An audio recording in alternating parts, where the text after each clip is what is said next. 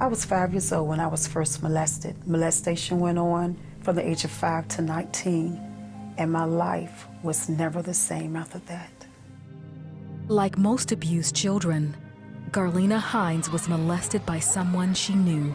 And I'm thinking, when would this ever stop? Is this how my life is going to be? Somebody's going to always be violating me, touching me. By her teen years, shame over what had happened turned to anger and severe behavioral problems. Since Garlena didn't grow up with a father, her mother felt a role model would help her. That's when a 42-year-old married male cousin offered to help.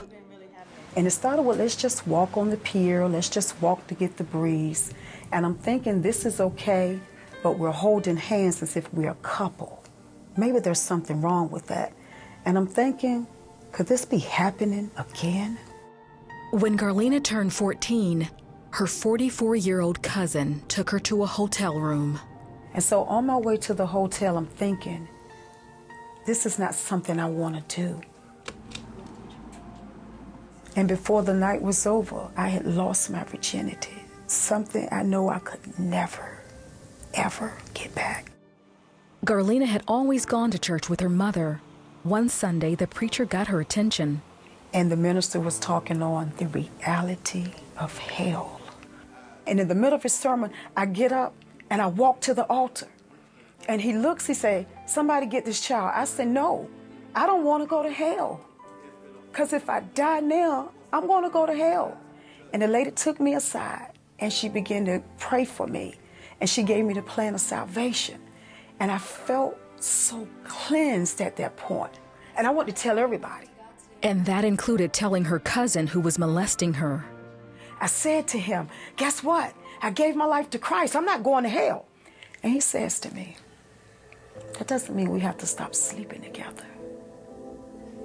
And everything in me like crushed.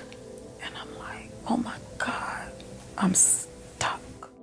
Although Garlena says she asked Jesus to save her, she didn't let him become the Lord of her life. She and her cousin's sexual activity continued until Garlena was 19. It did something for me internally. It did something for me emotionally. And so I knew, and although I was going to church, I was in church and understanding what I'm doing, but the stronghold he had over me was strong over me, and I didn't have enough in me to break it or to fight it. And then I couldn't tell anybody that could probably help me pull away from it. After Garlena graduated from high school, her cousin lost interest in her and stopped calling. She went to college and started dating other men. Then one night she was raped by a friend. Garlena didn't tell anyone, and it became just another secret in a lifetime filled with secrets and shame. And I made a vow to take revenge on every man that I could. And whether that meant tearing up homes, whether it meant tearing up marriages, I had a vendetta. And if I broke up a marriage, I didn't care. I moved to the next marriage, and to the next marriage, and to the next marriage. Garlena became pregnant with twins from one of her affairs. At 5 months, she miscarried and lost both babies. Shortly after that, she made the decision to end her life. And I heard this bird just chirping, and it began to become distracted. Now I'm on my way to kill myself, but I'm being distracted from killing myself.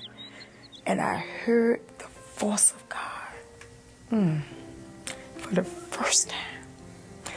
And God said to me, if I can take care of the sparrow, I can take care of you. I dropped my keys. I fell on the floor, and I said, God, thank you. Get me out of this. During a New Year's Eve church service, Garlena made a decision. And my pastor got up and he said, we're going to be free in '93. And that was the word I needed. There was no bolt of lightning. There was no altar call. I didn't fall out. Nobody laid hands on me. But at that moment, I felt something break in me. The greatest thing that night was after everything I've done, whether it was my fault or not, everything I've done, I realized that night he still loved me. He hadn't changed his mind about me. His plan for my life hadn't changed. Garlena started developing a relationship with God. I went after God with all my heart. I wanted God. I hungered and thirsted after him. I wanted him more than I wanted any relationship or any man. And that was the turning point of the transformation. Over time, the biggest part of her healing came when she forgave her abusers. Matthew 6:14, help me. And it says, if you don't forgive those who trespass against you, your Father in heaven won't forgive you. God showed me how to walk in love, and forgiveness sometimes is the best justice. Today, Garlena is raising her 14-year-old niece. She's also written a book and helps other women who've been abused. I encourage women everywhere I go that they can be free, they can be whole, and whatever they feel that God has called them to do.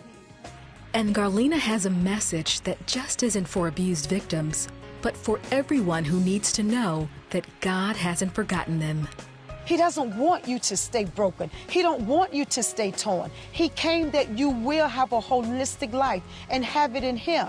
It took me 7 years. Don't give up. Don't back down. Don't forget the fight, because God wants you to be free.